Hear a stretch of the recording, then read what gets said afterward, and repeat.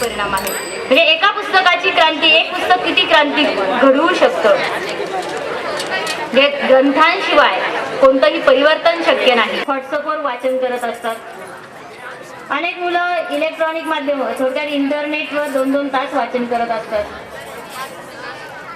प्रत्येक ठिकाणी मुलं वाचतायत, वाचन होत आहे, वाचन बंद नाही झालं, परंतु काय वाचावं आदर्श घालून देणं गरजेचं आहे की काय वाचावं हे मुलांना कळत नाही. मित्रांनो, आपण फक्त ऐकत आलो, पण आज तुम्ही मन लावून फक्त 10 मिनिटं पहा, 10 मिनिटं वाचा, कोण काय म्हणतंय तेवढं ऐका.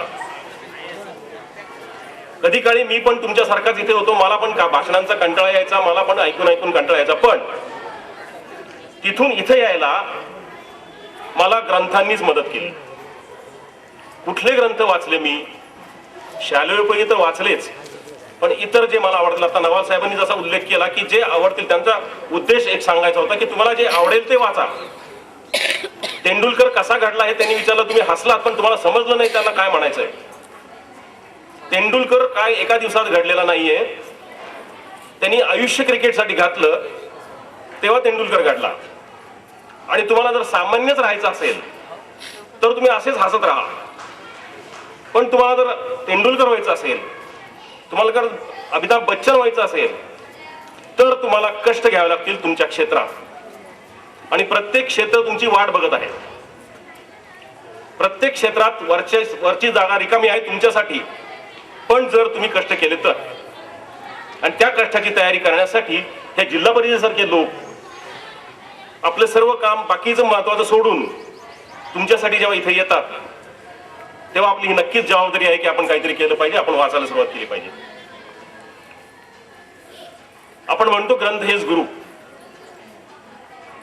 नटसम्राट मध्ये वाक्य आहे की ज्याच्या कोणाच्या पायावर डोकं ठेवावं असे आता पाय शिल्लक नाहीयेत.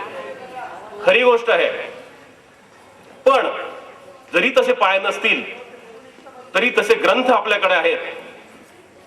ज्ञानेश्वर महाराजांपासून, तुकाराम महाराजांपासून, गाडगेबाई महाराजांपासून आजपर्यंत, आज आमच्या शशिकांत शिंदे सरांची कविता 7वी मध्ये लागलेली, ती कविता तुम्ही वाचलीत तर तुम्ही एक काव्य काय परिणाम करू शकतं, एक कथा काय परिणाम करू शकते, एक लेख काय परिणाम करू शकतो हे तुम्हाला समजेल.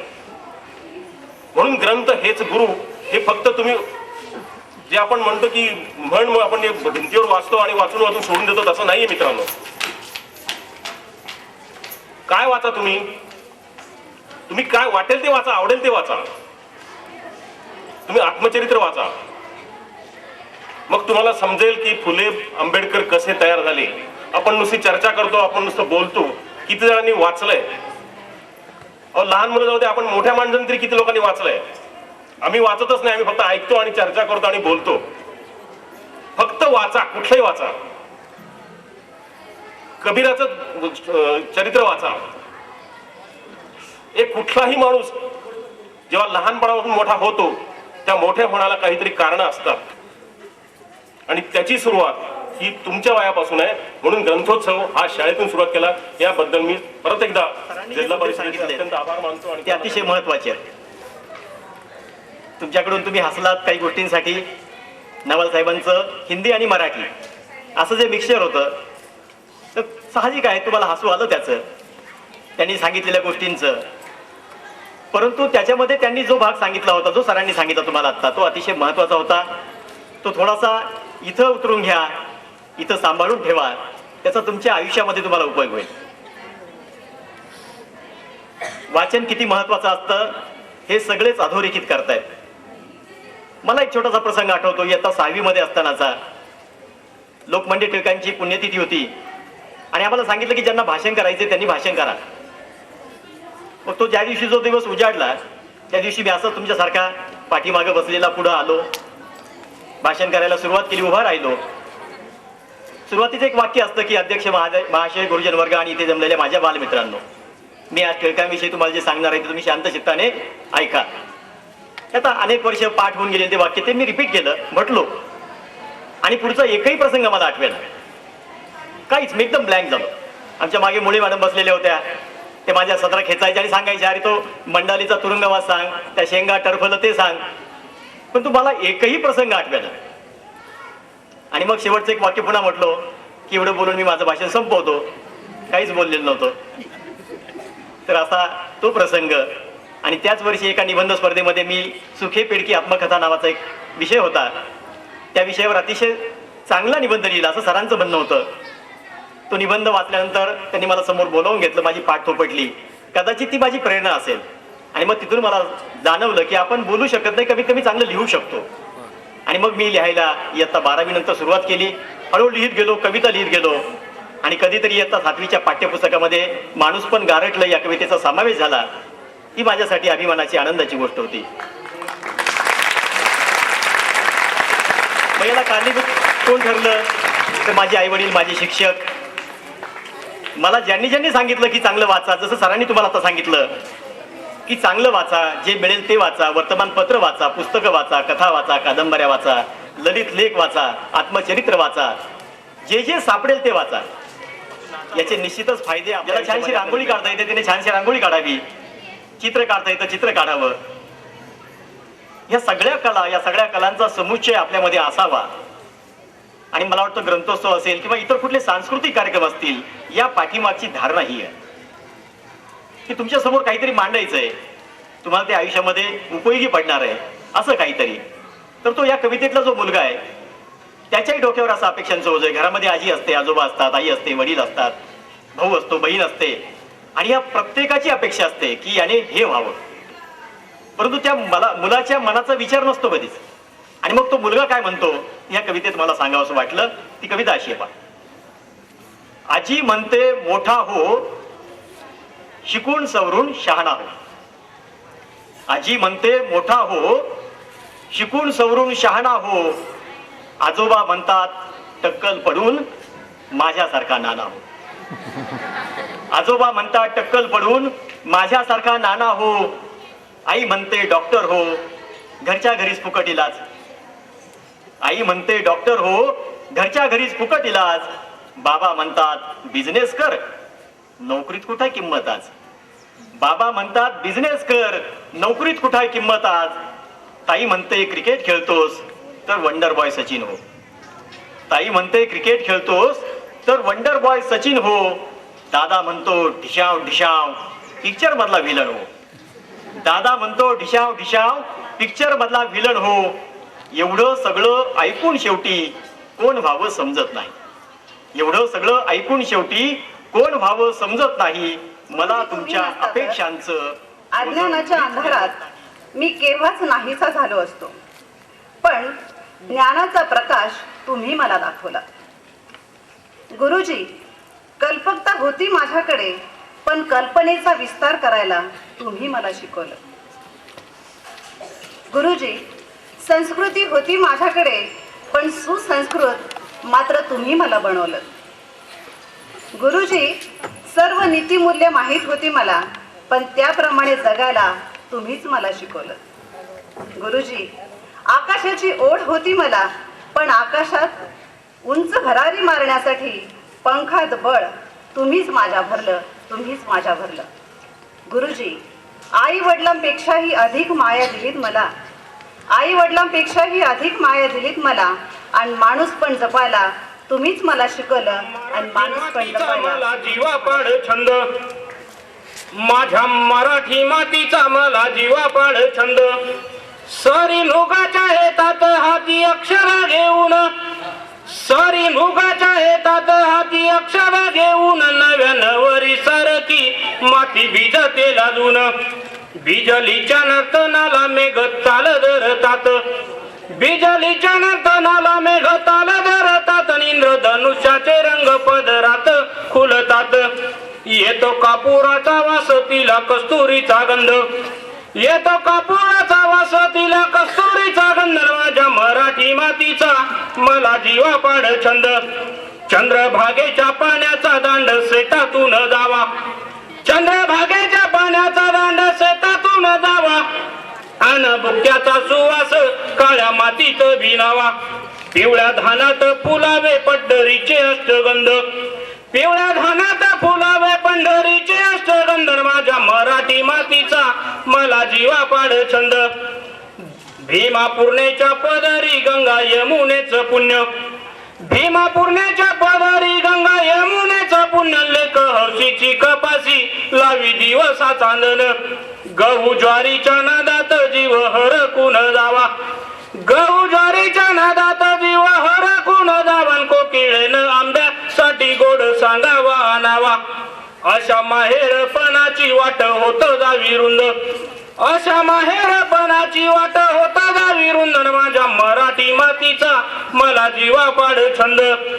खोल फाळ नांगराचा माती हृदयी झेलते खोल फाळ नांगराचा माती हृदयी झेलते तरी कोवळ्या वाणीचा घासले काची देते अशी काळी माती माझी साता जन्माची माऊली अशी काळी माती माझी साता जन्माची माऊली विटो रंग तो झोलीत नाही रमत राऊळी कुशीतल्या चंदनाचा गंध जीवा करी धुंद कुशीतल्या चंदनाचा गंध जीवा करी धुंद माझ्या मराठी मातीचा मला जीवा पाड छंद माझ्या मराठी मातीचा मला अनाथांचे नाथू अंधळे पळणाऱ्या कासवाला ससा म्हणतो हात देईन पळणाऱ्या कासवाला ससा म्हणतो हात देईन थकलेल्या ज्येष्ठांची तरुण म्हणतो काठी होईल थकलेल्या ज्येष्ठांची तरुण म्हणतो काठी होईल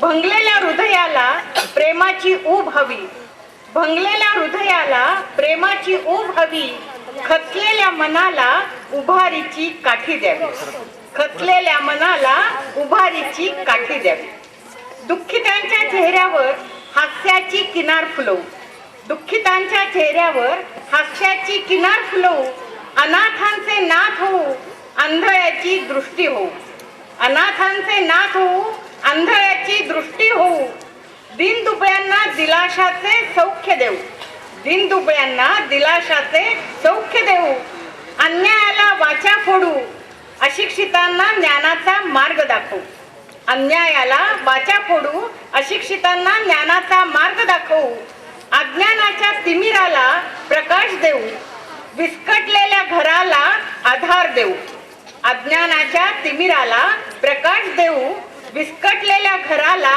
आधार देऊ निसर्गाचे मैत्र होऊ फक्त एक करा निसर्गाचे मैत्र होऊ फक्त एक करा हाताला हाताची साथ द्या सारे काही घडू शकेल हाताला हाताची साथ द्या सारे काही घडू शकेल मी असेन केवळ निमित्त सगळे श्रेय आपलेच असेल मी असेन केवळ निमित्त सगळे श्रेय आपलेच असेल धन्यवाद मोठे साहेब होते अधिकारी साहेबांचं कुत्र मेलं 400 माणसं मैतीला आली कुत्र्याच्या आठवणी काढू काढून रडतायत कोणाचं धोतर ओढलंय कोणाची पॅन्ट फाडली कशी फाडली साहेबांचं कुत्र मेलं 400 माणसं मैतीला आले खुद्द साहेब गेले 4 माणसं बळच आणली ते तर कवितेचं नाव आहे पाहुणचार पाहुणचार तुम्ही अनुभवलाय तो ठोकळांचा हा आगळा पाहुणचार आहे आम्ही जो पाहुणचार करतो त्याच्यापेक्षा वेगळा पाहुणचार आहे मी माझ्या पद्धतीने माझ्या घरी आलेल्या पाहुण्यांचा कसा पाहुणचार केलाय ते बघा पाहुणे आलेले आहेत मी पाहुण्यांचं स्वागत करतोय या बसा पाहुण बाहेर ओट्यावरी घरात आत यायचं नाही हे कंसात आहे या बसा पाहुण बाहेर ओट्यावरी घरात भरी सारवली सारी घर सारून घेतले खेड्यामध्ये पूर्वी फरशी नसायची घराला शेणाने सारवायची त्यामुळे ते वाळेपर्यंत थांबावं लागायचं या बसा पाहुण बाहेर ओट्यावरी घरात भुई सारवली सारी पाजलं असतं कपभर चहाचं पाणी पाहुण्याला चहा पाजण्याची खूप इच्छा आहे पाजलं असतं कपभर चहाचं पाणी पण काय करू आजारी पडलाय वाणी दुकानदार आजारी पडलाय, घरामध्ये साखर नाही, चहापत्ती नाही. भोजनाची तुम्हाला द्यावी म्हणतो मेजवानी. तुम्हाला जेवण देण्याची इच्छा आहे. भोजनाची तुम्हाला द्यावी म्हणतो मेजवानी. कालच माहेरी गेली माझी कारभारणी. जेवण देण्याची खूप इच्छा आहे, पण बायको माहेरी गेलेली आहे. दिवाळीचा सण नुकताच झालेला आहे आणि करदोरे घेऊन ती आपल्या माहेराला गेलेली आहे. केलंय लाडू करंजा शेव चटकदार. पाहुण्याला वाटलं नाही चहा नाही जेवण, आता चांगलं गोडधोड खायला मिळेल, फराळाचं मिळेल. केलंय लाडू करंजा शेव चटकदार. गुतले पेटी कुलपाचे आत्ते सार. किल्ली बायको जवळ गेली. माझीच पंचायत आहे. नका करू विचार पाहुणं खिनभर. नका करू विचार पाहुणं खिनभर. काढा तुमची चटणी भाकर. तुम्ही काय बांधून आणलं असेल ते काढा. खेड्यामध्ये एका गावात दुसऱ्या गावाला जाण्यासाठी पूर्वी माणसं भाकरीचं गठोडं घेऊन जायचे बरोबर. नका करू विचार पाहुणं खिनभर. काढा तुमची चटणी भाकर. मिरची कांदा आणि भाकरी दोघं मिळून करून निहारी. मिटक्या मारीत दोघं जीवू. मिटक्या मारीत दोघं जेवून पाणी शेजारच्या घरी पिऊ. पाणी सुद्धा तुम्हाला मिळणार नाही. अर्थात हे मनातल्या मनात आहे.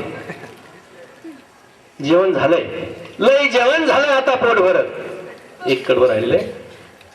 नका करू विचार पाहुणं खिनभर. काढा तुमची चटणी भाकर. मिरची कांदा आणि भाकरी दोघं मिळून करून निहारी. लय झकाची चटणी झाली पाहुण्याच्या भाकरीवरची. लय झकाची चटणी झाली ना माझ्या तोंडाला चव आली. नका लाजू पाहुणं जेव्हा आता पोट भर. पाहुण्याचीच भाकर आहे. नका लाजू पाहुणं जेव्हा आता पोट भर. कोणी नाही आपल्याकडे बघणार लाजायला. लय जेवण झालंय आता पोट भर. लय जेवण झालंय आता पोट भर. मारू विडीचं झुरकान काढूया धुर. जेवल्यावर सुस्ती येते. विडी सिगारेट खेड्यामध्ये. काळ पाहुणं खिशातली तुमच्या विडी. काळ पाहुणं खिशातली तुमच्या विडी. मी लावतो तिला काढी. पाहुणं निरोप मी तुम्हाला देतो. पाहुणं निरोप मी तुम्हाला देतो. पुन्हा वाट मी बघत राहतो. आता जावा तुम्ही तुमच्या गावा. आमचा राम राम तुम्ही गावा. धन्यवाद. अरे पाटीन पेन्सिल घेऊन द्या की र मला बिसाळाला येऊन द्या की. पाटीन पेन्सिल घेऊन द्या की र मला बिसाळाला येऊन द्या की. पाटीन पेन्सिल घेऊन द्या की र मला बिसाळाला. माझ्या बाबांचा आग्रह फार. नाही गेलो तर मिळेल मार. शिकलं नाही तर होईल भार. सांगा कसा राहू बेकार. अरे तुमच्या संग मला येऊन द्या. तुमच्या संग मला येऊन द्या की र मला बिसाळाला येऊन द्या की. पाटीन पेन्सिल घेऊन द्या की र मला बिसाळाला येऊन द्या की. थोडा मोठ्याची शिकतात पोर. आलं शिक्षणाचं हे वार. थोडा मोठ्याची शिकतात पोर. आलं शिक्षणाचं हे वार. प्रेम शाळेवरती हे न्यार. मग सुधरल देश कारभार. अरे तुमच्यासारखं मला वाहून द्या. अरे तुमच्यासारखं मला वाहून द्या की र मला बिसाळाला येऊन द्या की. पाटीन पेन्सिल घेऊन द्या की र मला बिसाळाला येऊन द्या की. 1 2 3 4 बोला भारताचा जय जयकार. 1 2 3 4 बोला भारताचा जय जयकार. येई शत्रू सीमेवर करू एकजुटीनं ठार. अरे देशाच्या कामाला येऊन द्या. अरे देशाच्या कामाला येऊन द्या की र मला बिसाळाला येऊन द्या की. पाटीन पेन्सिल घेऊन द्या की र मला बिसाळाला येऊन द्या की. मी आहे गरीबाचं पोर. मी आहे गरीबाचं पोर. हे कपडं फाटते टूर. हे कपडं फाटते टूर. और नाही कशाचा घोर. मला शिकून व्हायचंय थोर. पर नाही कशाचा घोर. मला शिकून व्हायचंय थोर. अरे ABCD मला येऊन द्या. अरे ABCD मला लिहून द्या की र, मला बिसाळाला येऊन द्या की. पाटीन पेन्सिल घेऊन द्या की र, मला बिसाळाला येऊन द्या की. नेहरू गांधी लाल बहादूर भगतसिंग गेला फासावर. नेहरू गांधी लाल बहादूर भगतसिंग गेला फासावर. महाराष्ट्राचा शिवाजी थोर इंग्रजाला साऱ्यांचा घोर. अरे तिरंगी झेंडा पाहून द्या, अरे तिरंगी झेंडा पाहून द्या की रे, मला बिसाळाला येऊन द्या की. पाटील पेन्सिल घेऊन द्या की रे, मला बिसाळाला येऊन द्या की. मला बिसाळाला येऊन द्या की, मला बिसाळाला येऊन द्या की. धाम उरकून सार घराच्या ओढीने धावायची, नित्य नेमानं रोज आई तुळशीला दिवा लावायची. कामधाम उरकून सार घराच्या ओढीने धावायची आणि नित्य नेमानं रोज आई तुळशीला दिवा लावायची. रापलेल्या हातांनी नाजूक वाती वळायची, रापलेल्या हातांनी नाजूक वाती वळायची आणि कालवणाला कमी एवढं दिव्याला तेल जाळायची. मनोभावे डोळे मिटून दिव्याला हात जोडायची, मनोभावे डोळे मिटून दिव्याला हात जोडायची आणि लक्ष्मी येवो घरात अशी कामना करायची. सडा सारवणाचं अंगण लख उजेडात उजळायचं, सडा सारवणाचं अंगण लख उजेडात उजळायचं आणि रांगोळीतल्या रंगासारखंच स्वप्न डोळ्यात तरळायचं. त्याच उजेडात मग मी गिरवायचो बाराखडी, त्याच उजेडात मग मी गिरवायचो बाराखडी आणि चुकल्यावर बाबांचीही तिथंच हातावर घ्यायचो छडी, चुकल्यावर बाबांचीही तिथंच हातावर घ्यायचो छडी. तुळशीच्या कोपऱ्यात कधी हमसून हमसून रडायचो, तुळशीच्या कोपऱ्यात कधी हमसून हमसून रडायचो आणि उजेडाची गाणी गात कधी मनसोक्त हुंदडायचो. रडत रडत गात गात मोठा मोठा होत गेलो, रडत रडत गात गात मोठा मोठा होत गेलो. अंगण आणि उजेडालाही परका परका होत गेलो. दिवा नाही तुळस नाही अंगण झाले सुने सुने, दिवा नाही तुळस नाही अंगण झाले सुने सुने. ओठावर उरले उदास आठवणचेच फक्त गाणे. रोजचा दिवस मावळतो मनातली रात्र गडद होते, रोजचा दिवस मावळतो मनातली रात्र गडद होते. आणि अशा वेळी दिव्यासहित आईची आठवण येत राहते, अशा वेळी दिव्यासहित आईची आठवण येत राहते. माणूस पण गारठलं. पूर्वी कसा पाऊस काळ 4 महिने असायचा, हिरवगार रान पाहून माणूस खुशीत हसायचा. पूर्वी कसा पाऊस काळ 4 महिने असायचा, हिरवगार रान पाहून माणूस खुशीत हसायचा. प्रत्येकाची कणगी भरून धान्य मोप असायचं, प्रत्येकाची कणगी भरून धान्य मोप असायचं. दूध दुग्ध तूप दोन्ही याला माप नसायचं, दूध दुग्ध तूप दोन्ही याला माप नसायचं. पसा भरून धान्य तर चिमणी तारात ती पायाची, पसा भरून धान्य तर चिमणी तारात ती पायाची. पै पाहुण्यांसाठी माय दिवस रात्र खपायची, पै पाहुण्यांसाठी माय दिवस रात्र खपायची. सणवार जत्रांमधून किती जल्लोष असायचा, सणवार जत्रांमधून किती जल्लोष असायचा. भजन कीर्तन करीत गाव अख्खी रात्र बसायचा, भजन कीर्तन करीत गाव अख्खी रात्र बसायचा. तेवढ्या तेवढ्या पावसा वाचून सारं चित्र पालटलय, एवढ्या तेवढ्या पावसा वाचून सारं चित्र पालटलय. गाव पण हरवल्यानं माणूस पण गारठलय, गाव पण हरवल्यानं माणूस पण गारठलय, माणूस पण गारठलय.